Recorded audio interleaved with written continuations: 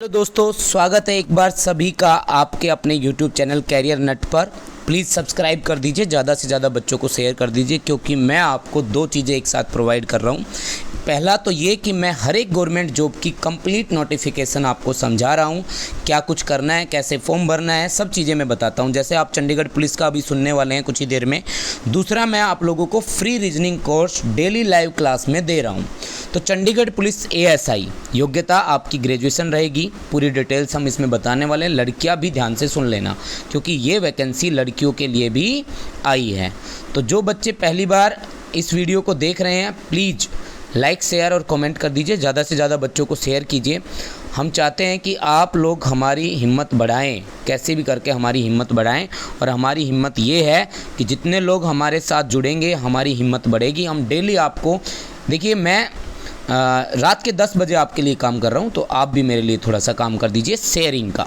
देखिए, अब देखिए, हम लेकर चलते हैं आपको चंडीगढ़ पुलिस की ये जो वैकेंसी आई है इस पे।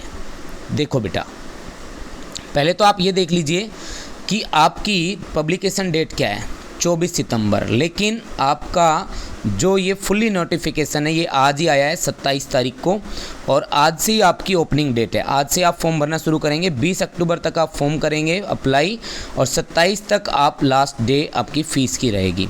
कुल वैकेंसी कितनी है तो इसके बारे में हम बात करें तो 49 टेम्प्रोरी पोस्ट, टेम्प्रोरी लिखता है लेकिन वो परमानेंट ही होती है अभी बच्चों, ठीक है ना। चंडीगढ़ पुलिस में निकली है 49 पोस्ट हैं, लेकिन अच्छी पोस्ट हैं सारी की सारी, क्योंकि आप ASI बनने वाले हो, ठीक है ना। क्या क्या ज़्यादा ज़रूरी होगा आपके लिए ASI बनने के लिए, क्या क्या चीज़ें रिक्वायरमेंट है, वो सब चीज़ों पे ध्यान देंगे। क्या सिलेबस आएगा उस पर भी ध्यान देंगे। ओके, पहले तो जान लेते हैं पोस्ट के बारे में। मेल जो जनरल हैं उनकी 11 पोस्ट है और फीमेल की 9, OBC की 8, फीमेल की 4, SC के 5, ये 2, ये 3, ये 1। मैं बता दूं, हर एक स्टेट का बच्चा इसको भर सकता है, क्योंकि ये यूनियन टेरिटरी की पोस्ट्स हैं। ये सेंट्रल गवर्नमेंट के अंदर आपको पोस्ट मानी जाएंगी, ठीक है ना। समझ में आया। मिनिमम एजुकेशनल क्वालिफिकेशन ग्रेजुएशन और इसके इक्वल आप हो तो आप ये फॉर्म भर सकते हो। साथ साथ बहुत ही ज़रूरी है कंप्यूटर स्किल्स, यानी कि आपके पास एटलीस्ट एक बेसिक कोर्स तो होना ज़रूरी है, चाहे वो NEILIT के थ्रू हो या इसके थ्रू हो या किसी भी रिकॉग्नाइज्ड यूनिवर्सिटी के थ्रू हो। दूसरा पॉइंट बहुत ही इंपॉर्टेंट है, जो बच्चे ऑलरेडी कंप्यूटर साइंस से डिप्लोमा, बैचलर्स ऑफ या मतलब बैचलर किया हुआ है या मास्टर डिग्री किया हुआ है या BTech किया हुआ है, कुछ भी किया हुआ है, उस बच्चे को सीधा बेनिफिट ये है कि उसको कंप्यूटर कोर्स दिखाने की ज़रूरत नहीं है। सिर्फ अपनी क्वालिफ़िकेशन के बेस पे ही, एकेडमिक क्वालिफ़िकेशन के बेस पे ही वो इस फॉर्म को भर सकता है। तीसरा, ड्राइविंग स्किल्स।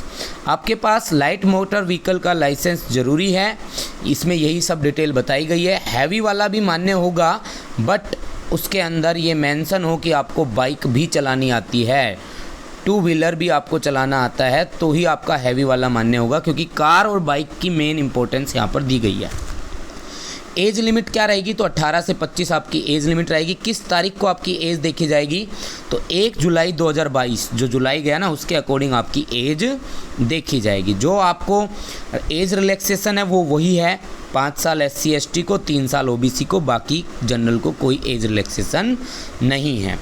अनरिजर्व्ड को 800 रुपये देने हैं, रिजर्व्ड जो अदर बैकवर्ड क्लास और OBC है उनको 500। इसके अलावा SC और एक्स सर्विसमैन को कोई फ़ीस नहीं देनी है, एग्जैम्प्ट किया गया है, उनकी फ़ीस नहीं ली जाएगी। इसके बाद जो बताया गया है वो ये बताया गया है कि 50-50 मार्क्स के 2 टेस्ट लिए जाएंगे, एक टायर 1 और एक टायर 2। टायर 1 में तो आपका ऑब्जेक्टिव आएगा और टायर 2 आपका सब्जेक्टिव आएगा। ऑब्जेक्टिव में क्या क्या आएगा, OMR बेस्ड होगा, यानी कि ऑब्जेक्टिव बेस्ड होगा, और इसमें 10 के current affair, general knowledge, GK और करंट अफेयर, 10 का क्वेश्चन ऑन IT यानी कि कंप्यूटर पे, 15 क्वेश्चन रीजनिंग के, 10 क्वेश्चन न्यूमेरिकल एबिलिटी यानी कि मैथ के, और 5 एथिक्स के, आप कैसा बिहेव रखते हो एथिक्स के 5 क्वेश्चन। और नेगेटिव मार्किंग है 1/4, यानी कि 1/4 का मतलब है आपने एक क्वेश्चन गलत किया तो आपका 1/4 नंबर कट जाएगा, 0.25 नंबर कट जाएगा। समझ में आया।